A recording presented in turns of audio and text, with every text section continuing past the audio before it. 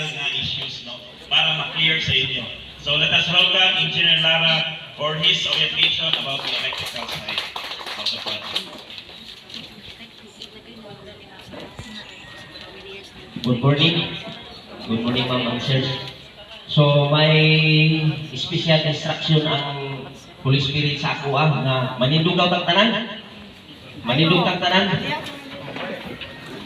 O instruction sa Holy Spirit nga matagpasan ninyo nga mga silingan naman yun mo dire. So, okay lang sa inyo nga mag-offer mo o prayer sa matagsilingan ninyo karon.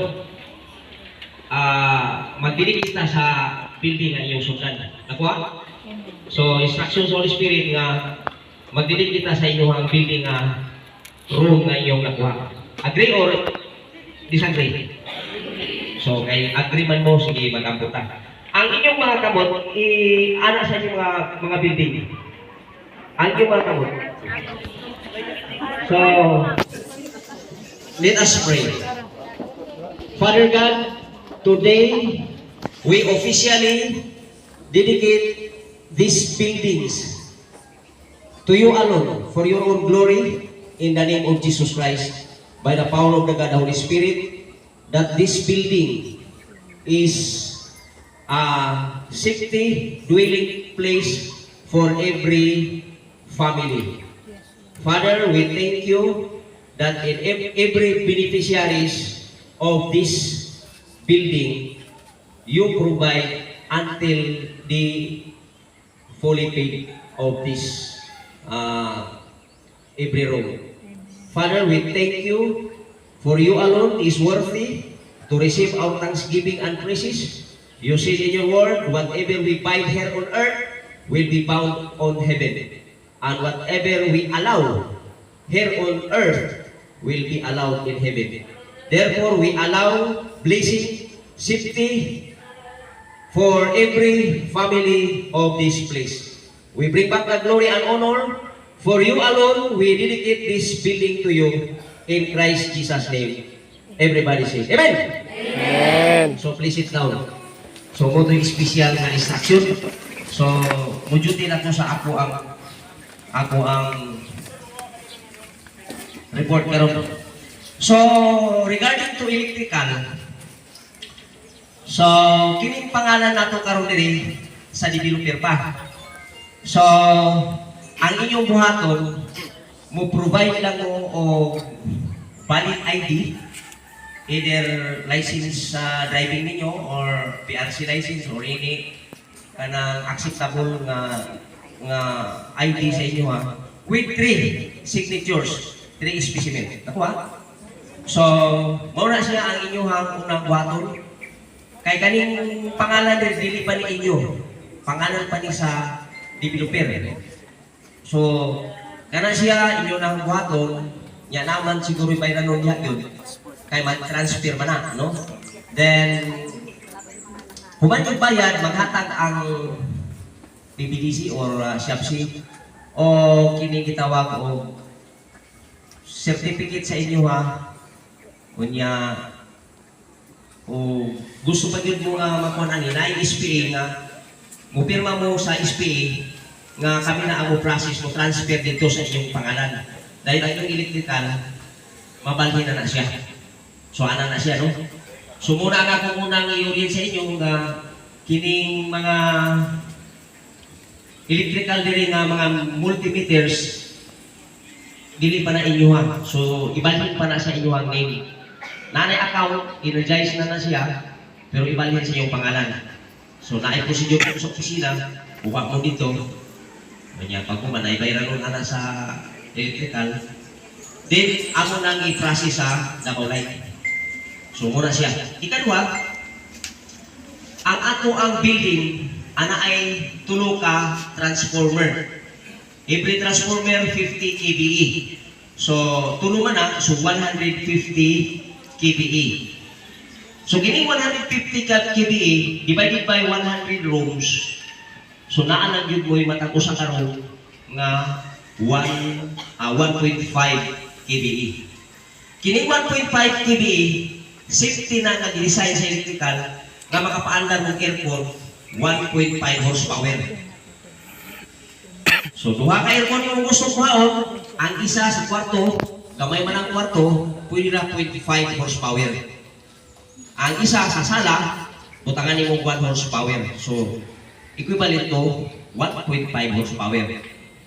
Sa kitchen, naman ay CR, naman ay refrigerator, pwede po na siya. So, I am the project electrical in charge in this building. So kung napo mo yung mga pangutana, wag to lang mo sa opisina o niya, kami na po ang hatag dito sa salamat ni engineer nga na si state management, no? Kung sa inyo mga concern. So pag buslot-buslot mo mga aircon ya, dili mo pwede nga mo buslot na mong aircon, mo taod mong aircon. Kaya naana siya yung mga posiso, basit o ka na nga mga area na ay mga embedded electrical, so inana na siya. By the way, mahatagan nyo mo at least 1.5 horsepower matag building. Kamay no, kurang araw, pang 1.5 horsepower mo lang.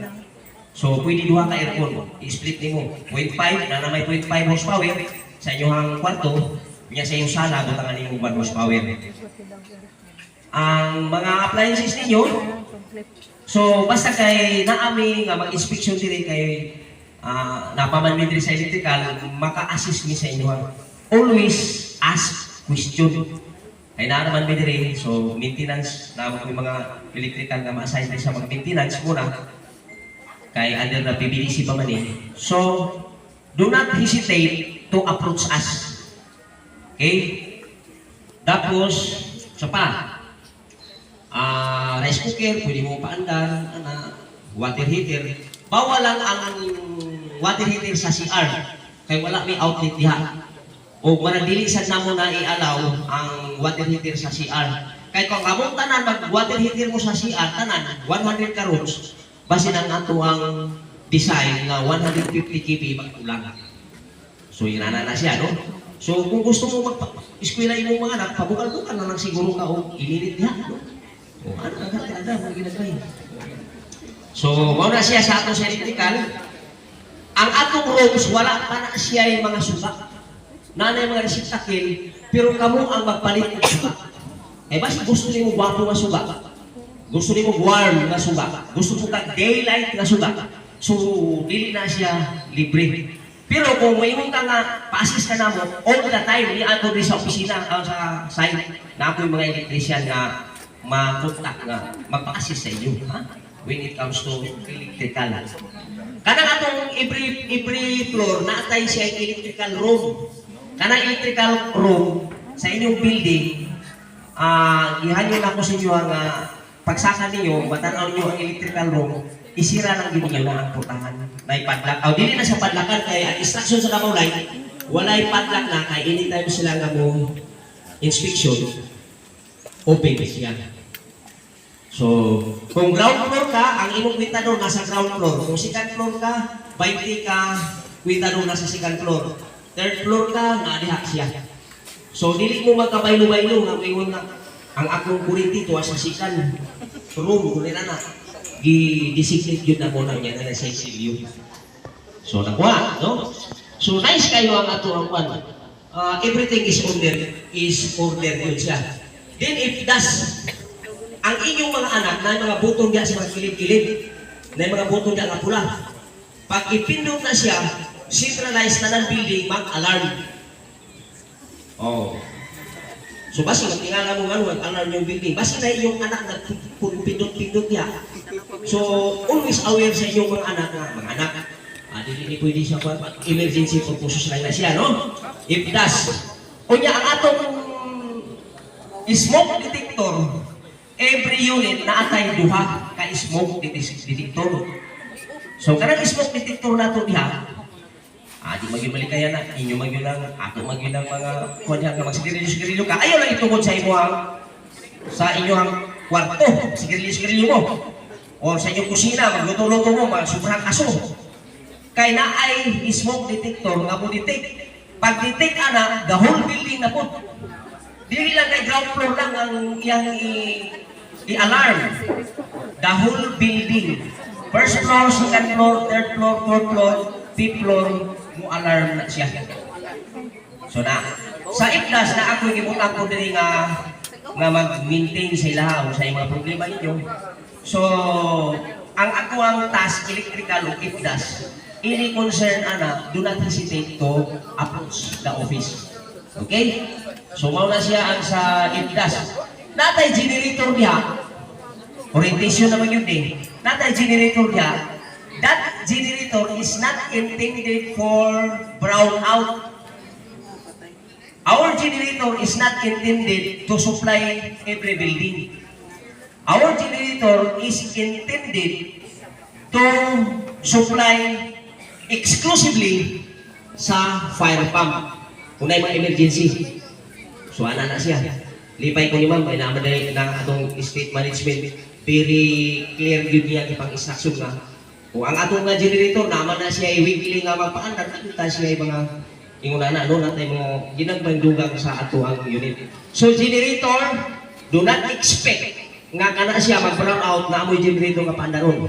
Wala na siya connection sa matag building. Direct supply na siya sa fire pump. So, for in case of fire lang. Pero dili ko na siya automatic mo andar. Kay manual transfer switch na siya. So, naagyo tao nga mo adto dito kay energize yun siya. I-engage siya. So, muandar na ng fire pump. So, ana na siya, no? So, generator. So, dos andon na to diri, wala sa kyo'y mag-extension wire, no? Kung mag-extension wire mo, nakabutang dito sa, gibasa na po sa management, state management na no use of extension wire. Actually, na naman ay mga outlet yata, enough man ang mga saksakan yata sa kusina, sa kwarto, sa sala, na siya yung mga designated outlet per area. Okay? So, dili po mo pwede nga mudugang mo o mga outlet nga walay instruction. Naagyo mo'y proseso anak, magkuha ng clearance ni engineer, no? Nga inana siya. So, katulad siguro, unya-og na mo pangutana, kaya namin upit puro unya, when it comes to electrical, ato nang itakilo niya. So, maulat po, dagang salamat. May God bless you all. Congratulations sa inyo mga kapatid.